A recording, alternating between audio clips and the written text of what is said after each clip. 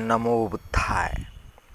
मित्रांनो, त्रिरत्न 358 या यूट्यूब चॅनलमध्ये आपणा सर्वांचं हार्दिक स्वागत आहे. मित्रांनो, या चॅनलच्या माध्यमातून आपण तथागत बुद्ध आणि त्यांचा धम्म या ग्रंथाचं वाचन करत आहोत.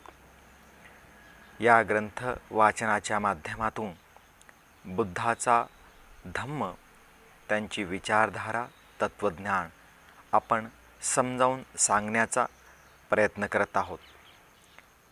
आपण ग्रंथातील द्वितीय खंड भाग दुसरा तथागत बुद्धांचे प्रथम प्रवचन हा भाग पाहत आहोत. त्यामध्ये 10 पारमिता हा विषय आपला सुरू आहे. आज आपण नैष्क्रम्य पारमिता पाहणार आहोत. नैष्क्रम्य पारमिता म्हणजे काय? नैष्क्रम्य म्हणजे काय? तर मित्रांनो, नैष्क्रम्य म्हणजे त्याग. नैष्क्रम्य म्हणजे त्याग. स्वतःच्या कल्याणासाठी आणि इतरांच्याही कल्याणासाठी, स्वतःच्या सुखासाठी, इतरांच्या सुखासाठी, स्वतःच्या दुःखमुक्तीसाठी आणि इतरांच्याही दुःखमुक्तीसाठी केलेला त्याग म्हणजे नैष्क्रम्य होय. निष्क्रमण पारमिता होय. पारमिता आपण आधी पाहिलं आहे. पारमिता म्हणजे पार होण्याचे साधन, दुःखातून पार होण्याचे साधन, सद्गुण. नैष्क्रम्य पारमिता हा असा सद्गुण आहे जो दुःखमुक्ती करता, ज्ञानप्राप्ती करता अतिशय आवश्यक आहे. जीवनामध्ये जर आपण त्याग करत नसू तर आपण अहंकारी, लोभी, द्वेषी होऊ शकतो. आणि हेच मानसिक विकार आहेत ज्यामुळे आपण दुःखी, कष्टी होत असतो. त्यामुळे त्याग करणे फार गरजेचं आहे. नैष्क्रम्य पारमितेमध्ये बुद्ध म्हणतात की ऐहिक सुखाचा त्याग, ऐहिक सुखाचा त्याग तुम्ही केला पाहिजे.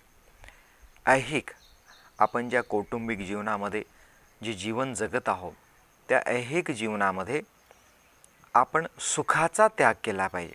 बघा, अतिशय महत्त्वाचा शब्द आहे ऐहिक सुखाचा त्याग. इथं प्रत्येकाला सुख हवं आहे, आनंद हवा आहे. आणि या पारमितेमध्ये म्हटलं आहे की सुखाचा त्याग. मग जर सुखाचा त्याग म्हटलं असेल तर काय आपल्या कौटुंबिक ऐहिक जीवनामध्ये जे सुख आहे ते खरोखर सुख आहे? आणि जर ते सुख आहे तर मग सुखाचा त्याग का करायचं म्हटलं जात आहे? कारण आपल्याला तर सुखच प्राप्त करायचं आहे.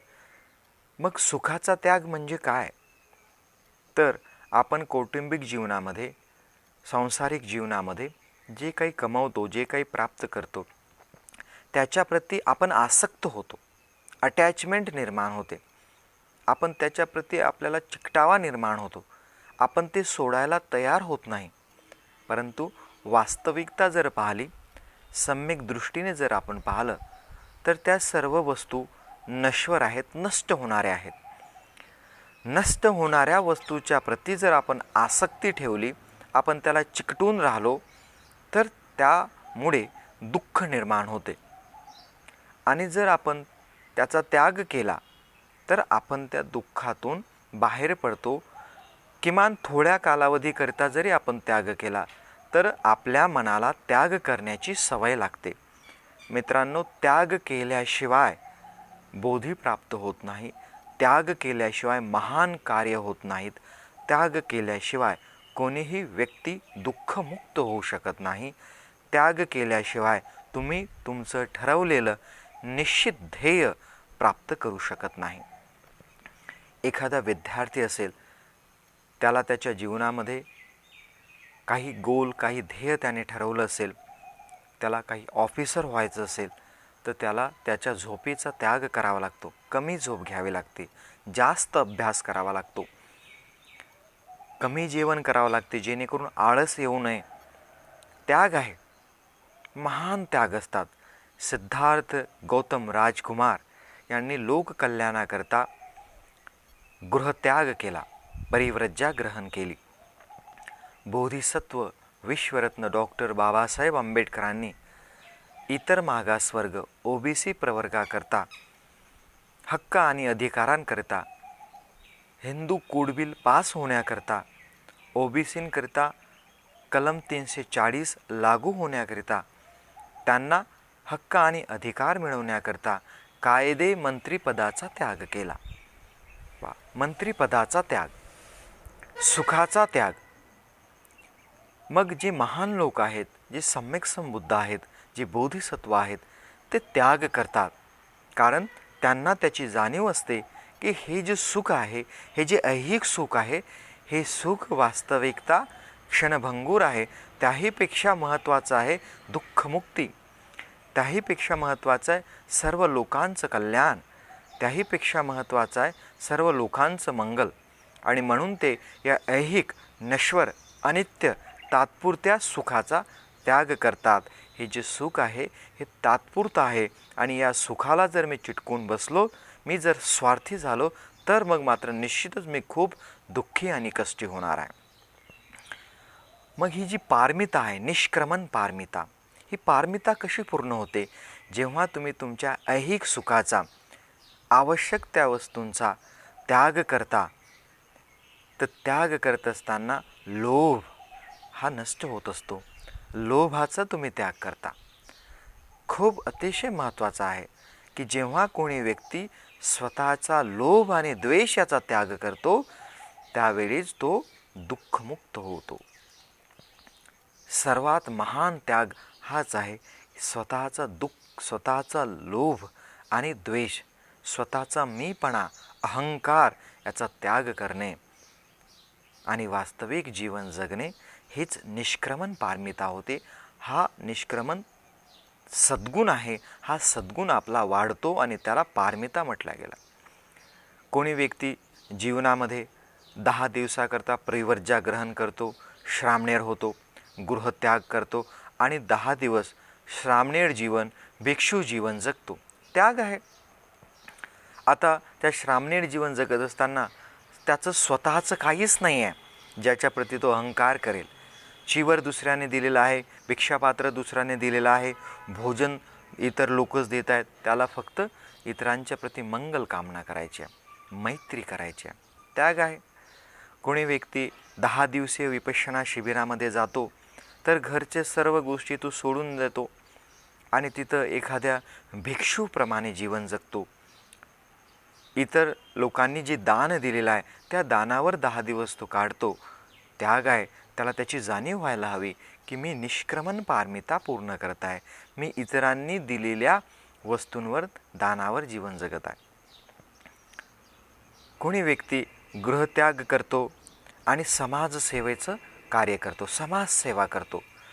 घरची त्याची जी प्रॉब्लेम्स असतात, घरच्या त्याच्या ज्या काही बाबी असतात, त्यांना तो बाजूला ठेवतो आणि समाजाकरता तो वेळ देतो, समाजाला ज्ञान देतो, समाजाला योग्य मार्गदर्शन करतो. समाजातील तरुण मुलांना, सर्व लोकांना तो योग्य मार्गदर्शन करून दुःखमुक्तीचा मार्ग दाखवतो, शील सदाचाराचा मार्ग दाखवतो, अन्यायातून दूर होण्याचा मार्ग दाखवतो. तर तो त्याग आहे. हीच निष्क्रमण पारमिता. परंतु यामधून अहंकार निर्माण व्हायला नको की मी पहा किती महान कार्य करत आहे. जर असं होत असेल तर आपण महात्मा ज्योतिराव फुले, महात्मा सावित्रीमाई फुले, बोधिसत्व बाबासाहेब आंबेडकर यांचा त्याग आपण आठवला पाहिजे.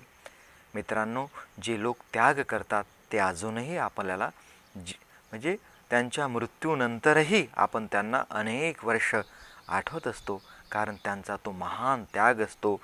सर्व लोकांच्या हितासाठी, कल्याणासाठी, लोककल्याणासाठी केलेला जो त्याग आहे तोच निष्क्रमण पारमिता आहे. बोधिसत्व सिद्धार्थ गौतम, त्यांना सम्यक संबुद्ध व्हायचं होतं. त्यांना जर केवळ अरहंत व्हायचं असतं, बुद्धत्व प्राप्त करायचं असतं, तर लगेचच ते करू शकले असते. तेवढी पात्रता त्यांच्यामध्ये होती, तेवढ्या पारमिता त्यांच्यामध्ये होत्या. परंतु त्यांना सर्वोच्च ज्ञान सम्यक संबुद्ध तो प्राप्त करायचं होतं आणि म्हणून त्यांनी त्याग केला आणि सरतेशेवटी त्यांनी बोधी प्राप्त केली. बोधी प्राप्त करताना त्यांनी स्वतःचं जीवन कधीही शील सदाचाराचा भंग केला नाही.